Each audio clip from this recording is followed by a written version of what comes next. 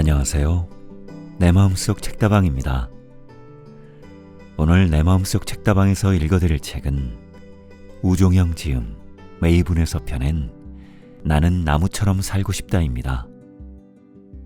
나는 나무처럼 살고 싶다는 나무의사 우종영이 나무에게 배운 단단한 삶의 지혜 35가지를 담은 책으로 고 김수환 추기경이 추천한 책이기도 합니다. 저자는 30년 넘게 아픈 나무들을 돌봐온 나무의사로 힘겹게 하루하루를 버티는 도심의 아픈 나무들로부터 아주 오래된 고목까지 그의 손을 거쳐 되살아난 나무만 해도 수천 그루입니다. 그는 사람들이 바쁘게 사느라 어느 틈에 놓치고 있는 소중하고 단단한 삶의 지혜들을 나무에게 배웠다고 말합니다. 겨울이 되면 가진 걸 모두 버리고 앙상한 알몸으로 견디는 그 초연함에서 아무리 힘이 들어도 매해 꽃을 피우고 열매를 맺는 그 한결같음에서 평생 같은 자리에서 살아야 하는 애꿎은 숙명을 받아들이는 그 의연함에서 자신이 알아야 할 삶의 가치들을 모두 배웠다고 말합니다. 이 책은 30여 개의 나무들을 소개하고 연리지와 해거리, 곡지 등 나무의 특성과 생존법을 통해 배운 단단한 삶의 지혜들을 전합니다. 지친 사람들의 마음을 위로하고 항상 우리 주변에 있었지만 무관심하게 여겼던 나무와 다시 친구가 되어 녹색빛 여유로움을 되찾기를 바라는 마음이 그 안에 고스란히 담겨 있습니다. 이 책을 통해 저자는 나무를 아끼는 사람들이 늘어나 자신의 밥줄이 끊어지더라도 더 이상 아픈 나무들이 없는 세상이 왔으면 좋겠다는 바람도 담아냈습니다. 그럼 이제 내 마음속 책다방 문을 열겠습니다.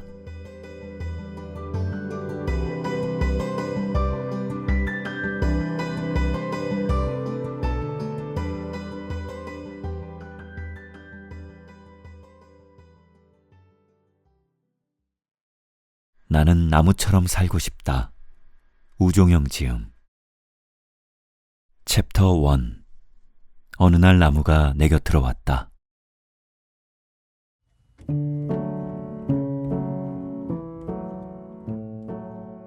3000년을 사는 나무에게 배운 것. 주목나무. 살아 1000년, 죽어 1000년, 썩어 1000년. 합해서 3000년을 이어간다는 주목나무. 얼마나 줄기가 붉었으면 그 이름까지도 붉을 줄을 써서 주목이라 했을까. 어느 해 겨울, 태백산에서 검붉은 주목나무를 만났을 때가 생각난다. 해발 1000m의 깊은 계곡에서만 자라서인지 곱게 뻗은 가지에서 느껴지는 세월의 빛은 단순히 오래된 것이 아닌 모진 세월을 이겨낸 기나긴 인고의 산물로 여겨졌다.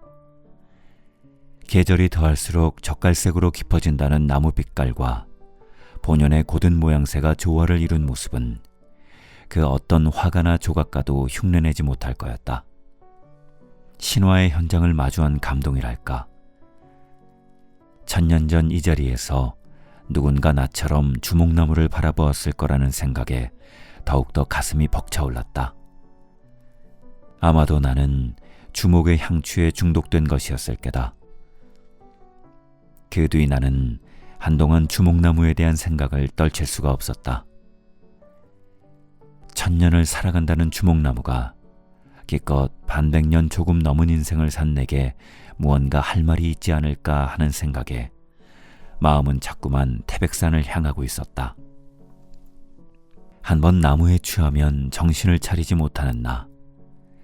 주목나무를 떠올리며 문득문득 상념에 젖어드는 내게 주변 사람들은 그만 좀 하라며 걱정하는 소리를 했다. 그러나 그런 걱정을 듣는 순간에도 나는 내 생각에 빠져 주목나무 얘기를 꺼내곤 했다. 얼마나 많은 사람들에게 주목나무 얘기를 전했는지. 그렇게 나에게서 주목나무 얘기를 들었던 사람 중에 한 후배가 있었다. 워낙 말이 없던 녀석은 그저 미소를 머금으며 가만히 내 얘기를 들어주었고 녀석의 참을성 덕에 나는 원 없이 나무 얘기를 풀어놓을 수 있었다. 녀석과 만난 지 얼마가 지났을까? 어느 날 아침 그의 아내에게서 전화가 왔다. 남편이 암으로 병원에 입원했다고. 갑자기 두통이 생겨 병원을 찾았는데 엉뚱하게도 위암 말기라는 것이었다. 암세포가 이미 다른 곳으로 전이된 지 오래인데 여태까지 몰랐냐고 오히려 의사가 되묻더란다. 결혼한 지 1년이 채 안 된 그들 부부는 어린 시절 소꿉동무로 만난 사이였다. 남자 쪽은 부모 없이 고아로 자랐고 여자 쪽 역시 홀아버지를 모시고 어렵사리 생계를 유지하는 형편이라 연애다운 연애는 꿈도 꾸지 못했다. 공원 앞 자판기에서 몇백 원짜리 커피 한 잔을 뽑아 나눠 마시는 게 데이트의 전부였던 그들. 그럼에도 불구하고 그 둘은 세상 어느 연인보다도 행복해했고 절망스러운 서로의 현실을 다독일 줄 알았다. 결혼 전 어느 늦은 밤 술에 만취해서 나를 찾아온 녀석이 그랬다. 형, 있잖아. 오늘 우리 애인을 만났는데 감기 몸살에 얼굴이 반쪽이 됐더라. 열이 펄펄 끓는데 병원도 안 가고 그냥 참고만 있었대. 그 돈으로 나 생일 선물 사주려고. 단칸방을 얻어 신혼살림을 시작한 그들. 어려운 형편에 홀아버지까지 모시느라 허리가 휘는 날들이 계속됐지만 두 사람은 누구나 부러워할 정도로 아끼고 사랑하며 서로를 보듬어 안았다. 몸이 약한 아내가 안쓰러워 석 달치 점심값을 아껴 보약을 지어오는 남편과 야근을 밥 먹듯이 하는 남편이 불쌍하다며 매일 저녁 눈물 짓는 아내. 그렇게 둘이 영원토록 행복하게 살 것 같았는데 녀석이 이제 길어야 한두 달밖에 못 산단다. 병원비가 없어 항암 치료도 제대로 받지 못하는 터였다. 하루가 다르게 야위어가는 녀석을 보며 얼마나 마음이 아팠던지. 그런데 그들 부부는 그런 게 눈에 들어오지 않는지 늘 웃는 얼굴이었다. 한 번쯤은 나를 붙잡고 울 법도 한데 그러면 감싸 안고 다독여줄 준비도 되어 있는데 녀석도 그의 아내도 너무나 씩씩했다. 한 번은 너무나 엉뚱한 녀석의 행동에 오히려 내가 웃었더랬다. 병실 문을 열고 들어서는데 녀석이 제 아내를 침대에 눕혀놓고는 자장자장 노래를 부르고 있는 게 아닌가. 지난밤 너무 아파 고생을 했는데 그런 자신 때문에 아내도 잠 한숨 못 잤단다.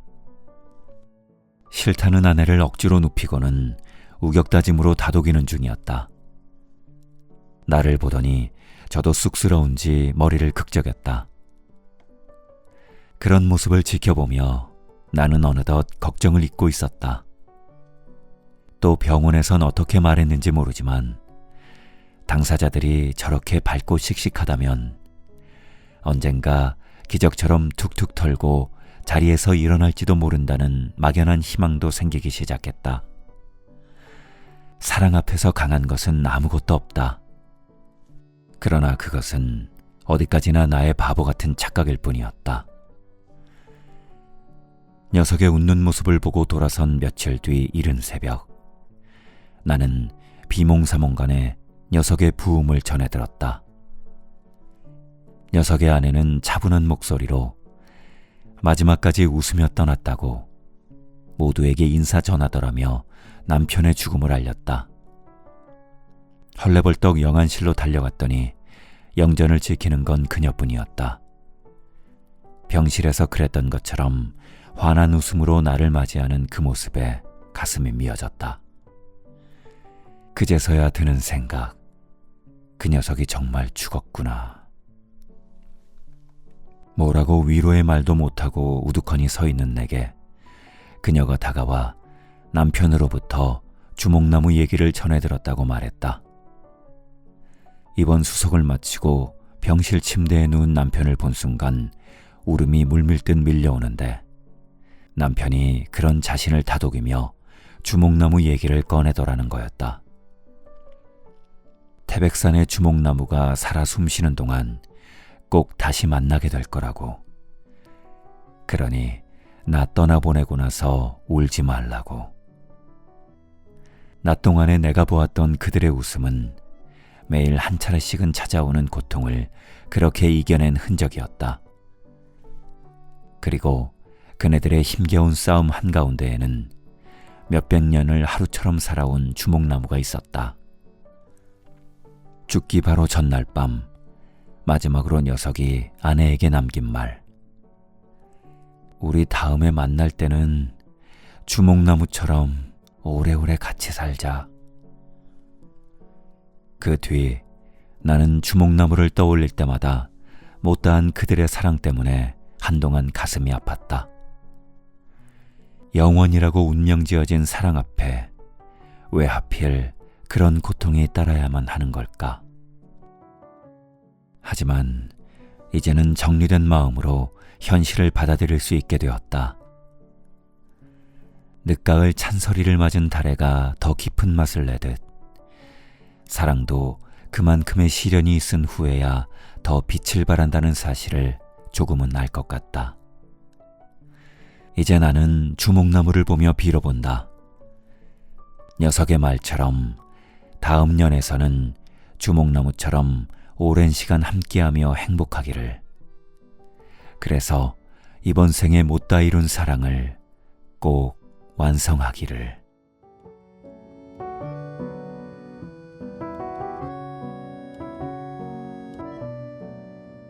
내 허기를 달래준 고마운 나무, 이팝나무. 헤이, give me some chocolate. 그게 무슨 말인지도 모르면서 열심히 미군 지프차 뒤를 따라다니며 소리치던 시절이 있었다. 지금은 어느 전쟁 영화에서나 볼 수 있는 모습이지만 그것은 불과 60년 전 나 같은 꼬마들의 일상이었다. 수백 미터를 숨이 턱까지 차도록 가쁘게 쫓아간 뒤에야 얻을 수 있었던 껌과 초콜릿은 두고두고 아껴 먹어야 할 최고의 먹거리였고, 먹고 난 뒤에 남는 반질반질한 포장지는 그 어떤 것과도 바꿀 수 없는 최고의 놀잇감이었다. 특히 추잉껌의 겉 포장지는 유달리 질기고 감촉이 좋았는데 그걸로 딱지를 만들어 갖고 있으면 모든 아이들이 내 말 한마디에 껌뻑 죽곤 했다.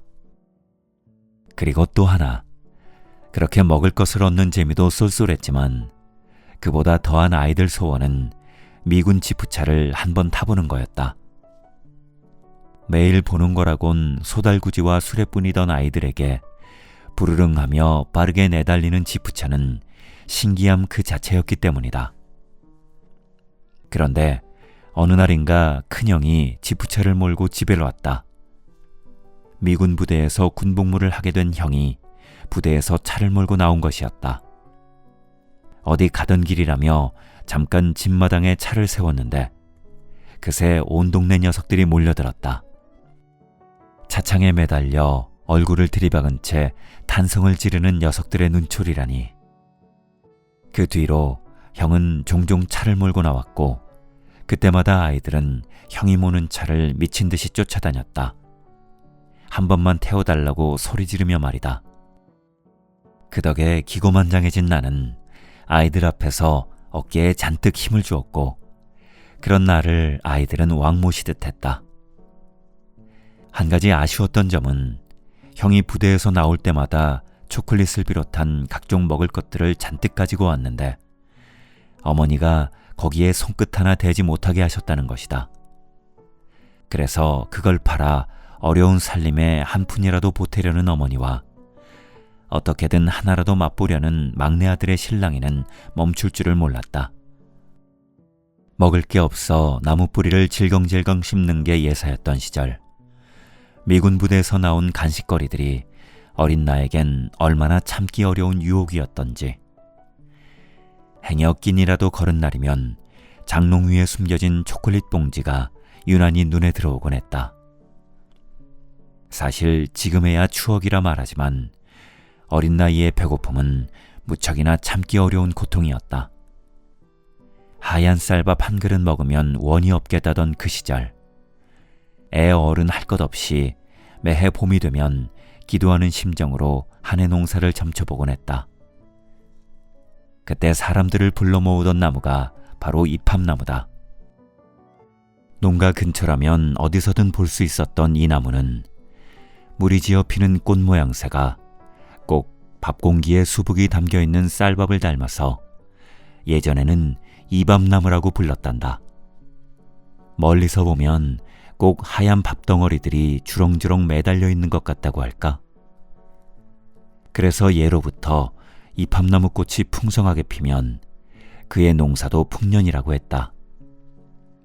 이팝나무에 꽃이 많이 피면 배가 고프지 않겠구나. 어린 마음에도 들가에 있는 이팝나무의 풍성한 꽃을 보면 왠지 모르게 가슴이 뿌듯했다. 행여 배고플 때 보면 유달리 쌀밥처럼 보여 침을 꼴깍 삼키기도 했었다. 그런 내 마음을 아는지 어머니는 이팝나무 아래 설 때마다 우리 아들 올해는 배불리 밥 먹을 수 있겠다 며 우스갯소리를 하곤 하셨다. 하지만 이팝나무에 꽃이 많이 핀다고 해서 정말로 그의 농사가 잘 되는 건 아니었다. 내 기억 속의 이팝나무는 풍년이건 흉년이건 늘상 희고 풍성한 쌀밥을 주렁주렁 매달고 있었다. 그럼에도 불구하고 해가 바뀌고 봄이 찾아오면 어른아이 할 것 없이 이팝나무 아래서 풍성한 꽃들을 올려다보는 게 일상이었다. 그 중에 저러면 뭐해, 그래도 맨날 배만 고픈 걸 하는 사람은 아무도 없었다. 그저 한바탕 웃으며 올해 농사 잘 되겠다고 서로 위로해주고 다독여줄 뿐이었다. 그게 다 옛말이 되어버린 지금, 이팝나무에 얽힌 애달픈 사연보다는 꽃 자체의 아름다움이 더 사람들 입에 오르내린다. 작은 꽃 하나가 얼마나 섬세하고 또 그 꽃이 무리지어 다발을 이룬 꽃 모양새가 얼마나 풍성하고 예쁜지 보는 이마다 다들 난리다. 오죽했으면 나무학교에서 강의를 듣던 한 여자분이 이팝나무 꽃을 결혼식 부케로 쓰고 싶다고 했을까. 하지만 나는 지금도 이팝나무를 보면 꽃이 예쁘다는 느낌보다 어린 시절 애틋한 기억들이 한 움큼씩 솟아오른다. 그리고 배고팠지만 행복하고 따뜻했던 어린 시절에 대한 그리움이 가슴을 적신다. 누구에게나 돌아가고 싶은 그때 그 시절은 있는 법. 내게는 이팝나무와 함께했던 어린 시절이 바로 그렇다.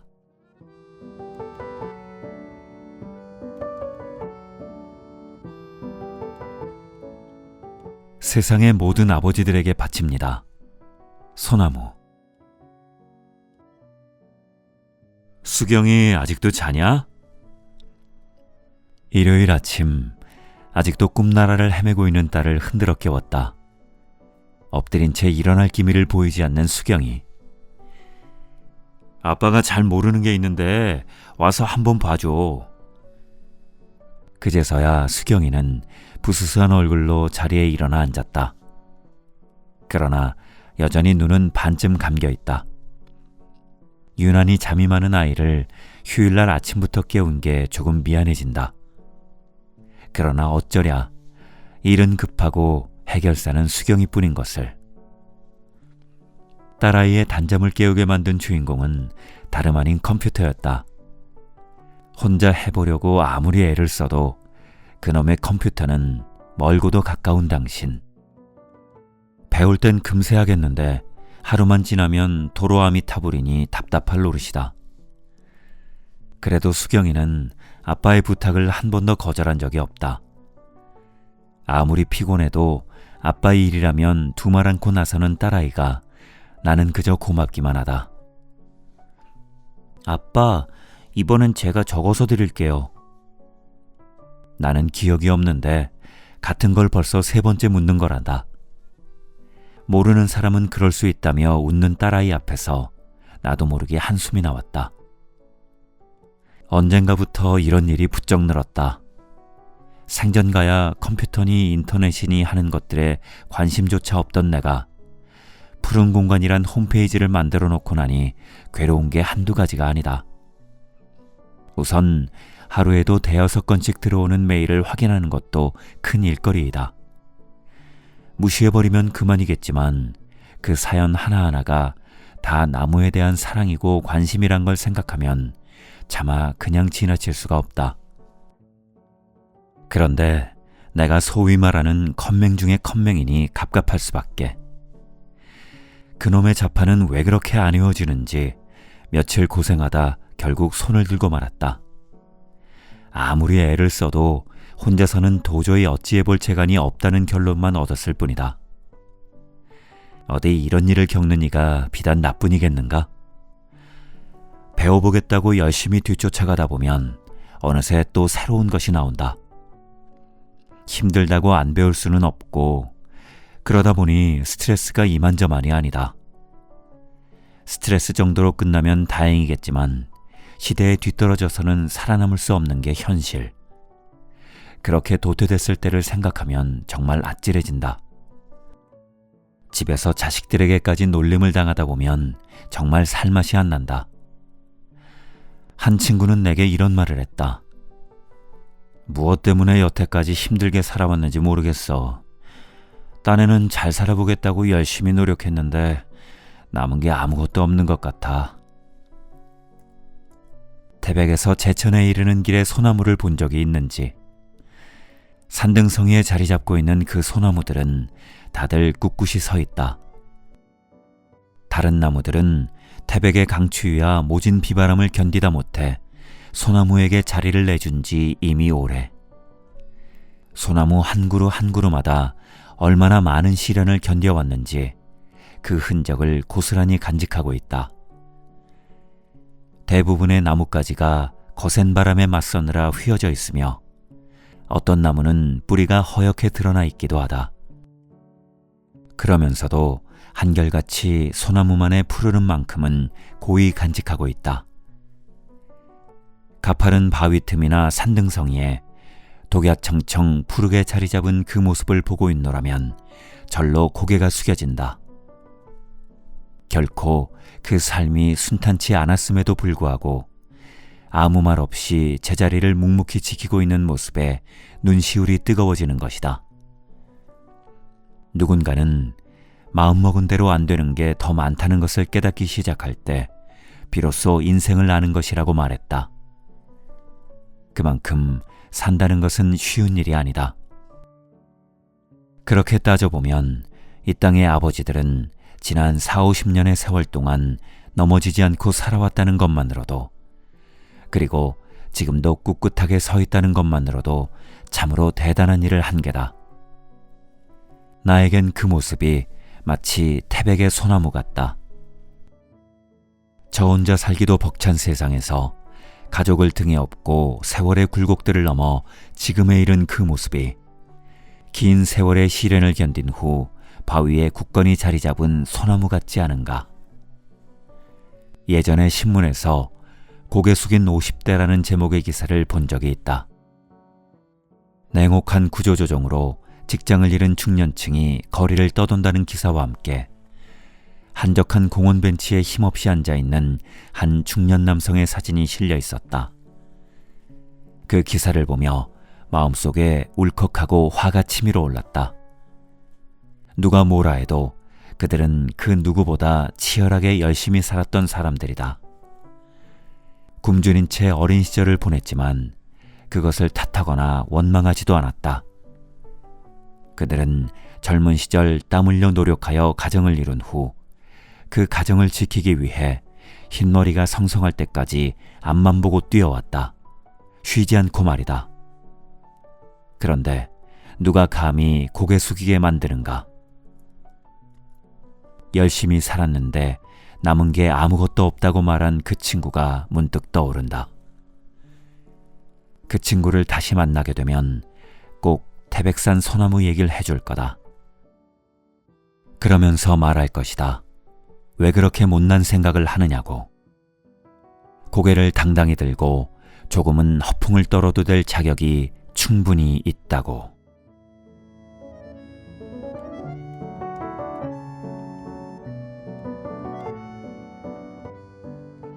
마흔 살 된 누군가에게 주고 싶은 나무, 오리나무. 전국 어디든 오리마다 한 그루씩은 볼 수 있었다는 오리나무. 지금이야 어느 길을 나서건 도로 곳곳에 이정표가 있지만 멀건 가깝건 두 다리가 주요한 교통수단이었던 옛날에는 길가에 오리나무를 새가며 내가 몇 리만큼 왔구나 가늠하곤 했다. 오리나무를 볼 때마다 나는 어머니 등에 업혀 어디까지 왔나 하고 노래를 부르던 어린 시절 생각이 난다. 매일 보던 그 나무가 오리나무인 줄도 몰랐던 어린 시절. 친구들과 어울려 오리나무 밑에 흙을 파고 각자의 소중한 보물들을 묻었다. 나중에 한 10년쯤 지난 다음에 꺼내보자고 하면서 말이다. 지금으로 치면 타임캡슐 정도쯤 될까? 소중하다는 게 고작 새총, 검정이로 접은 딱지였지만 그래도 10년 후를 그리는 마음은 참 설레고 흥분되었다. 친구들 중엔 자기가 10년 뒤에 뭐하고 있을 거라고 편지를 적어 묻는 놈도 있었다. 그러나 어린 시절 한때의 놀이가 10년을 가길 기대할 수는 없는 법. 약속했던 시간이 되었을 무렵에는 이미 모두들 뿔뿔이 흩어진 뒤였다. 그렇게 함께했던 친구들은 모두 온데간데 없이 사라져버렸다. 하지만 오리나무 밑에서 어설프게나마 내게 가장 소중한 것이 무엇일까 되짚어보던 마음은 아직까지도 생생히 기억하고 있다. 그래서일까? 지금은 그 오리나무가 어디에 있었는지조차 기억나지 않지만 내 마음속에는 여전히 정주된 시간으로 자리 잡고 있다. 그리고 오리나무를 볼 때마다 삶의 길 한 모퉁이에서 쉬어가라고 말하는 쉼표 같다는 생각이 든다. 오리마다 서서 지나온 거리를 되새겨주는 오리나무의 이미지와 어린 시절 땅에 묻었던 타임캡슐에 대한 기억이 한데 어우러져 그런 생각이 드는 것 같다. 하루하루 살다 보면 내가 지금 어디까지 와 있는지조차 까먹게 된다. 언제 내가 이만큼 자랐나 싶다가 훌쩍 20을 넘기고 어느새 30을 지나 40. 그리고 그때부터는 시작보다는 완성의 개념이 머릿속에 더 크게 자리 잡는다. 내 나이 40에는 그랬다. 한 일도 없는데 40해가 훌쩍 지나가 버렸고 뒤돌아보면 하얀 백지밖에 안 보이는데 그런 와중에서도 갈 길을 재촉해야 할 것 같은 초조함. 그리고 40이란 나이가 왠지 내게 맞지 않는 옷 같다는 생각들. 삶에 있어 뒤를 돌아볼 수 있는 작은 쉼표가 필요하다는 것을 그때야 비로소 느꼈던 것 같다. 내 삶의 이정표가 되어주는 쉼표들. 지금 어디까지 왔고 앞으로 갈 길을 잘 찾아가고 있는지 수만 번 돌리며 생각해보는 여유가 그립다. 그리고 못내 그러지 못했던 세월이 안타깝다. 그래서일까? 나는 나이가 40쯤 되어 보이는 사람들을 보면 꼭 오리나무 얘기를 꺼내곤 한다. 내가 그렇게 느꼈노라고. 한 번쯤 멈추고 뒤를 돌아볼 필요가 있다고 말이다. 보도블록 틈에 핀 쓴바귀꽃 한 포기가 나를 멈추게 한다. 어쩌다 서울 하늘을 선회하는 제비 한두 마리가 나를 멈추게 한다. 육교 아래 봄볕에 탄 까만 얼굴로 도라지를 다듬는 할머니의 옆모습이 나를 멈추게 한다. 굵은 허리로 실업자 아들을 배웅하다 돌아서는 어머니의 뒷모습은 나를 멈추게 한다. 나는 언제나 나를 멈추게 한 힘으로 다시 걷는다. 반칠환, 나를 멈추게 하는 것들.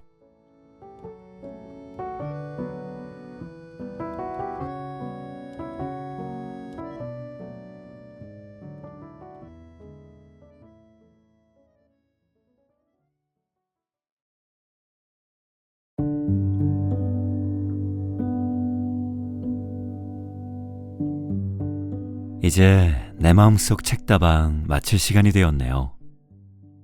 오늘도 함께 해주셔서 감사합니다. 저는 다음 시간에 새로운 책을 가지고 다시 인사드릴게요.